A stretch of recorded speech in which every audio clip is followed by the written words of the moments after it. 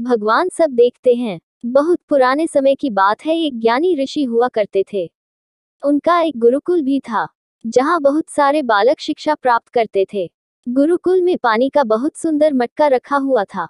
सब खेल कूद का वक्त हुआ तो वहाँ कोई गुरु मौजूद नहीं था। सब दो बालक आपस में लड़ने लगे, जिस वजह से मटका टूट गया। मटके के टूटने की आवाज सुन गुरुजी वहां पहुंच गए। दोनों बच्चे डरे हुए खड़े हुए थे। तब गुरुजी ने सोचा कि क्यों ना इनके ज्ञान की परीक्षा ली जाए। गुरुजी बोले कि दंड के अधिकारी तो आप दोनों ही हो, दोनों को इसकी सजा मिलेगी, लेकिन मैं तुम दोनों को एक मौका देता हूँ दंड से बचने का। गुरुजी ने दोनों के हाथों में एक एक मुर्गी थमाते हुए बोला कि इस मुर्गी को जो सबसे पहले मारकर मेरे पास लाएगा मैं उसे क्षमा कर दूंगा, लेकिन शर्त यह है कि मुर्गी को वहां मारना है जहां तुम्हें इसे मारता हुआ कोई ना देखे। इतना सुनते ही दोनों बालक मुर्गी लेकर किसी सुनसान जगह की ओर भाग पड़े। पहले बच्चे का नाम था ध्रुव और दूसरे का नाम था महेश।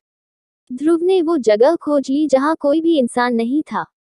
ध्रुव ने आव देखा ना ताव मुर्गी का गला मरोड़ कर मार दिया। ध्रुव मरी हुई मुर्गी लेकर ध्रुव गुरु जी के पास पहुंचा। गुरु जी आश्चर्य में बोले, तुमने मुर्गी मार दी, ठीक है, अब महेश के लौटने का भी इंतजार करते हैं।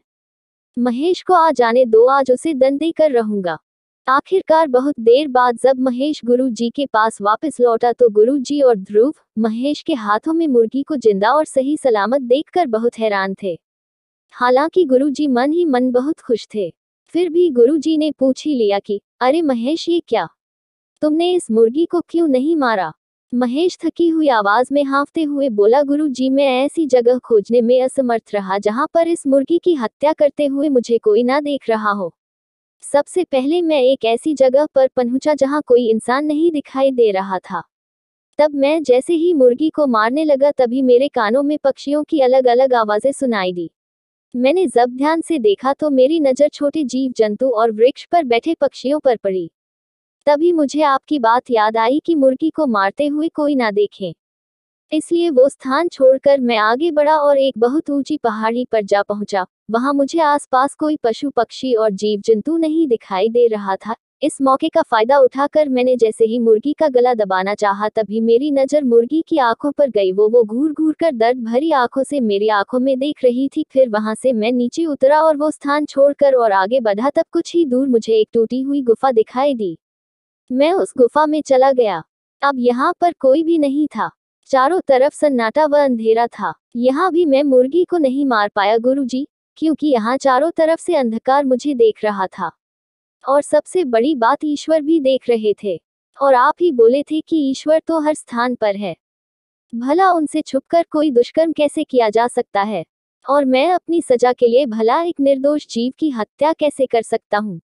धरती पर जीने का हक जितना हमें है उतना ही इन सभी जीव जंतुओं को भी। ये सब आपने ही तो हमें गुरुकुल में सिखाया है। मोहन की बातें सुन गुरुजी बहुत खुश हुए और बोले कि मैं तुम दोनों की बस परीक्षा ले रहा था, ये देखने के लिए कि तुम दोनों ने अब तक गुरुकुल में क्या सीखा। ध्रुव को अपनी इस गलती का एहसास हुआ। वे गुरुजी के चरणों में गिरकर किए कर्म की क्षमा मांगने लगा। दोस्तों, इस कहानी से हमें ये सीख मिलती है कि अपने स्वार्थ के लिए किसी निर्दोष प्राणी या जीव की जान लेना पाप है। कोई भी बुरा कर्म करने से पहले ये बात हमेशा मन में रखना कि ईश्वर सब कुछ देख रहे हैं। इसलिए कभी भी बुरा कर्म ना करो, वरना कर्मों का फल एक दिन भुगतना ही होगा।